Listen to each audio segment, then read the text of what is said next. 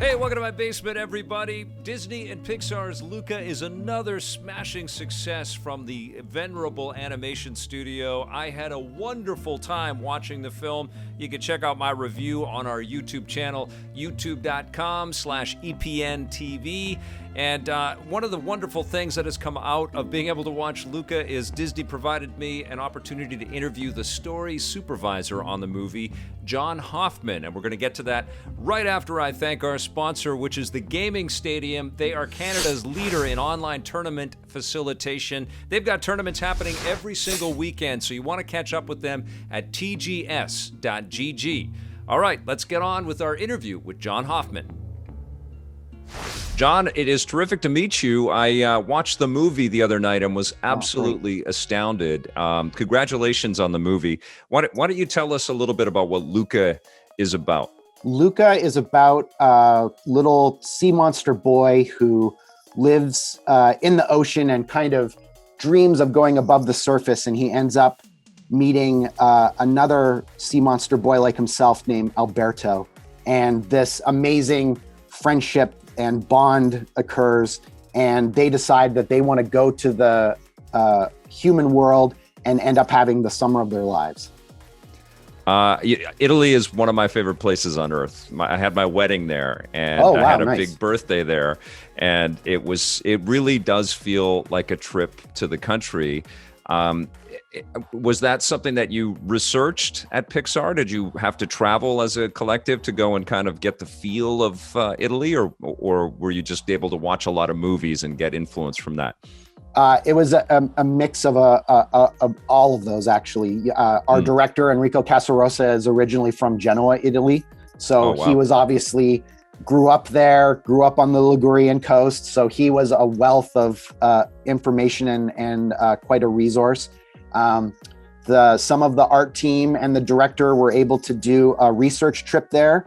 And so I was able to kind of go through all of that. I wasn't able to go on the trip, but be able to go through all the footage that they shot and all of the photos. And then just, looking at the all of the stuff you can find online was a big part of my research working on this. And then we also watched a lot of Italian films.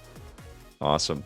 Talk to me about the specific work that you did for Luca. What were some of the tasks and some of the contributions that you made to get this film made? So I'm the story supervisor on Luca, and that involves a couple of different things. One is I supervise the team of story artists that draw all the storyboards for the movie, and that also means that I do a lot of drawing storyboards as well. And then I also work with the writers and the directors to kind of craft the story and help with the writing and sort of blocking out what the story is and how to make it play better. And then I also do a fair bit of work in editorial where we're doing quick little drawing fixes and stuff like that for the reels that we put up. How long is that process to kind of nail down the script and you guys? I'm sure there's a suite of green lights that have to happen in order to put a movie of this scale into production. So is it something that's you are able to change up to the final frame basically? To a certain extent, yes. So typically, and each movie at the studio is different, but typically. Sure. A movie is in development for 6 months to a year, and that's usually the director sort of trying to figure out what the story is that they want to tell, pulling from their personal experiences and just sort of trying to figure out what they want to say. And when a movie comes out of development, there's a script, and then we bring a story team on and editorial, and we put together what we call reels. So we break the whole story into these segments called sequences, and we basically draw like a moving comic book of the entire movie. And then we get those up in a few months, and we screen it to the studio and to the bosses and everything, and we get a ton of notes, and then we rip the whole thing apart, and we rewrite the movie, and we redraw the movie, and we do that 8 or more times to get the final product. And so, once the movie goes into story, which is when I started on the movie. So I was on the movie for 3.5 years. So that'll give you a little sense. And then we get sort of a certain number of screenings where we're just drawing boards, and that's all it is. There's art teams sort of starting to design stuff and everything. And then production starts, and that's when everything starts being made and created in the computer. So slowly those sequences that we broke the movie up into start getting approved, and they go into production, which means they go to layout, which is figuring out camera and the blocking of the characters. And then it goes to animation, and then rendering and lighting and all of these things. And so once the movie is in the computer, we can't really change too much at that point. And we sort of lock the story in different order. We don't kind of go front to back. Like the beginning of the movie, I think, was the last thing that was approved. So we sort of jump around of like, all right, this is working. Now we need to work on this section and get this going. And so it's like that. There's little tricks you can do to kind of like tweak dialogue and sort of try to fix story that way, but we can't do big sweeping changes once it gets in the computer. Yeah, I would imagine. The kids are incredible in this film. Like, you really feel for them, and the friendship that Luca and Alberto have is just beautiful. I love that Luca calls him sir. That just got me. It was just so, it was like Charles M. Schultz, you know? That's great. It was like an incredible callback. I love that. And Julia. Yeah. Julia, she's amazing as well. But one thing that really stuck out are the Italian actors and the voices that you had in there. I guess that was a really important element as part of the production. Yeah. They worked really hard on trying to cast Italian actors, and that was sort of difficult unto itself, of finding actors that we have less exposure to over here in North America. And so, and then the pandemic sort of made that even more difficult, as far as, Italy was under different restrictions than we were. And how are we going to get people in recording booths, and how do we get the recorded stuff, into the studio and into the movie? And so, yeah, it became pretty complicated, but, I love the cast of this movie. They just cast some really incredible talents, all like across the board. 100%. And what was really impressive too is that you have, a North American leaning comedy beats that are happening, but you have clearly an Italian sensibility and an Italian, perspective on the delivery, but everything meshed. Everything really, really worked. So yeah, we had, thank you. That was definitely a team effort.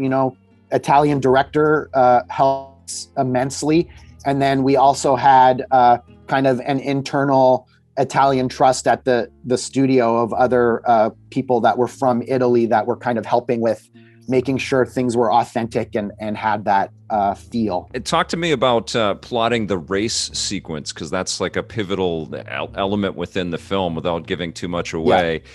It has to be thrilling, but it's also serving a real story purpose as well, right? We really kind of see characters make profound decisions during that race. Yeah. Was that hard to, conceive and piece together? It was incredibly hard, and you hit the nail on the head. It was the character side of it was the most important part, and that was the hardest part to get sort of to get working in that section. Again, we'll keep it spoiler free, but I think you can craft an exciting race, an entertaining race. There's pasta eating in this race, and swimming, and sort of all these great summer activities, riding a bike and all of that. But what it comes down to is, what does your main character want? What does your main character need? And how do you put obstacles in the way of that and make it as entertaining and emotional as possible? And that was hopefully what we achieved with that race. That's awesome. What you've been at Pixar for a number of years. What does the company mean to you? What makes Pixar special for you? Good question. I think it honestly is the people, just the everyone I work with is really nice and great to work with. But I think the thing that kind of separates it is just sort of, I've never worked at a place before that has the passion for just making the best movie they possibly can. And it's constantly, it's not good enough. It's not good enough. We have to make it better. We have to make it better. And just that kind of drive to just make tell the best story we possibly can is super inspiring and just really great to be around. And I've grown so much and learned so much as a storyteller just from being in that environment. Well, I got to tell you, man, to watch Soul on Disney Plus, a few months ago, and now to get Luca, you guys are helping through this pandemic in some pretty magnificent ways. Good, Congratulations. I hope so. Thank you. Yeah, loved Luca. Thank you so much. Thank you.